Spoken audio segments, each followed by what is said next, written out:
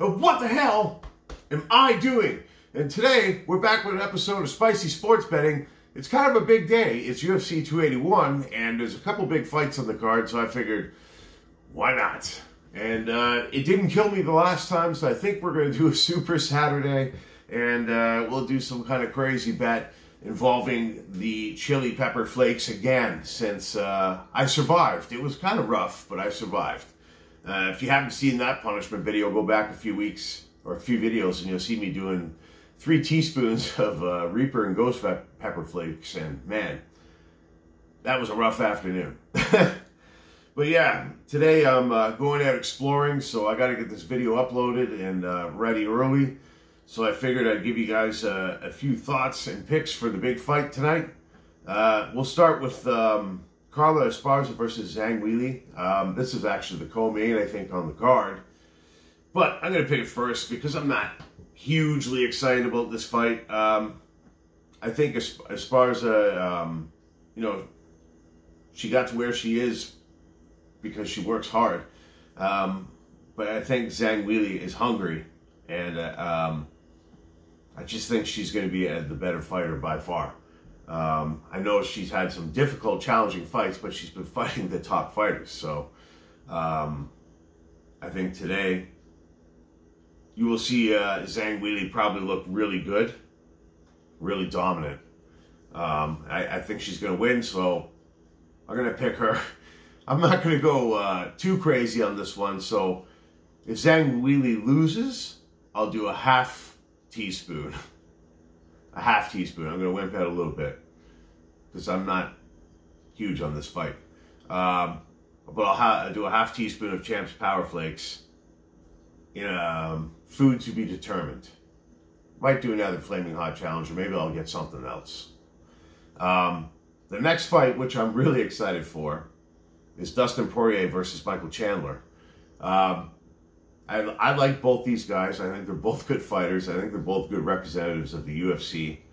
Obviously, Poirier's been around for a long time now. It's been 10, 11 years, I think, since he joined the UFC. No, I think it's been like almost 12, actually. Somewhere around there. But he's been with the UFC for a long time. He's had lots of ups. He's had some downs. He beat Conor McGregor. And Michael Chandler, he's been in the UFC now for, I believe, 4 fights. I'm pretty sure he's 2-2. All those fights have been exciting, though. And I like Michael Chandler's personality. I like the way he is on social media.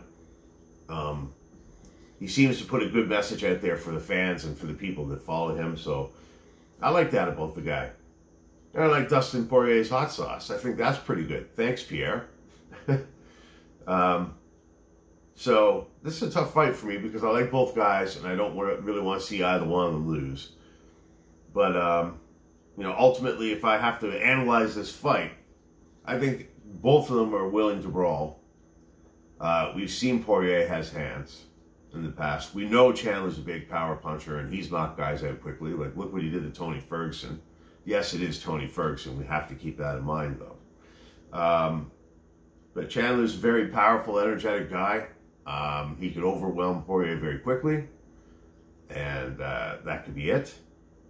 But Poirier is a very smart guy, and he's been around for a long time. And he's found ways to win after being in trouble. And I do think in a stand-up fight, if this goes to be like a brawl of some sort, I do think that Poirier's hands are going to be much better than Michael Chandler's.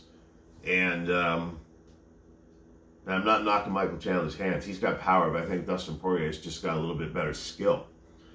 And the other thing you have to keep in mind with Michael Chandler is he has been knocked out a lot, and he has been knocked down a lot. Out and down. So he is susceptible to being hit on the chin and being, you know, dropped. Poirier could use that to an advantage, or he could end the fight. So, you know, it's a very close fight in my mind. I think both guys have a very good chance of winning. It's one of those depends on who does it first type things. If Chandler gets on him early, it's going to be Chandler's fight. But, you know, if this fight goes longer and longer and longer, it really becomes Dustin Poirier's fight. So I think Poirier is going to be able to outsmart Chandler. I think he'll be able to survive any wrestling, if there is any wrestling. Chandler hasn't really gone for many takedowns in the UFC. So, unless that's a game plan that surprises everybody, I think it's going to end up being somewhat of a stand-up fight. So, I'm going to bet a teaspoon of Champ's Power Flakes on Dustin Poirier to somehow come out with a TKO or decision victory. I think it's going to be a great fight either way. And, you know, I like both guys, so I wish them both the best. But I think Dustin Poirier is going to be able to find a way to outskill Michael Chandler and survive him, and either put him away later or win a decision. And then we have the main event of the evening, the middleweight championship. We've got Israel Adesanya versus Alex Pereira.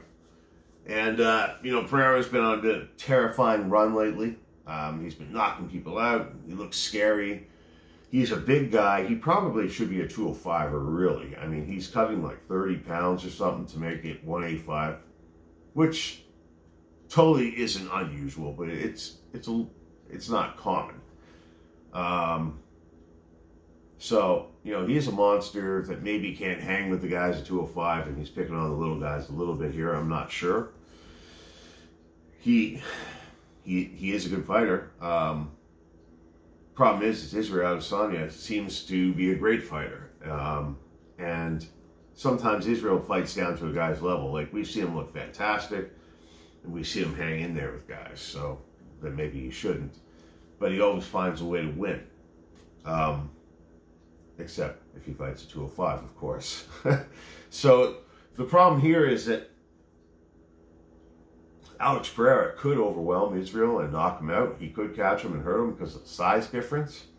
Or Israel could come out as crafty as ever and just make him look bad. And he's done that before. And something tells me that's what's going to happen in this fight today. I just think Israel Adesanya's got so many tricks in his bag that brute force enough isn't going to be what you do to beat him. Like, that's the whole thing with this fight. I think, yes, Alex Pereira has a lot of highlight reel finishes right now, and he's kind of made a terrifying appearance to this fight. But I think Adesanya is a champion on a run for a reason, and he's fought beasts before, and ultimately he's won every fight. He's held on to his title. So for Alex Pereira to win tonight, he'll have to have an extremely powerful performance where he catches Adesanya and really pushes him around and hurts him and has his way with him. That's how I think Pereira would have to do it to win. I just don't think Israel Adesanya will let him. So, naturally, I'm going to bet a teaspoon of Champ's Power Flakes on Israel Adesanya winning the fight tonight. Because I think he is a true champion. He's proven it against pretty good fighters. And I think we're going to see a hype train derailed. That's what I think we're going to see. So that's the picks for today. Just to recap, I'm going to bet a half teaspoon on Zhang Weili to win the fight. I'm going to bet a teaspoon of Power Flakes on Dustin Poirier. I'm going to bet a teaspoon of Power Flakes on Adesanya. And hopefully my afternoon next time, if I lose all three, will be just slightly worse than last time. But that's all the time we got for today. I got to get this uploaded. I got to go meet Noah and the boys. We got to go check out some places today. So make sure in the meantime, after this video, you check out my Explore from Thursday, which is doing really well. Thanks to everybody that's watched it. Make sure you hit the like button for this video. Subscribe to the channel. Check out the last video here, which is that Explore. Check out this random video here. We'll see you guys Thursday with the next Explore, and possibly on Saturday with more punishments. If not, I really should taste my 2 hot sauces that have been waiting to be tasted. Thanks for tuning in.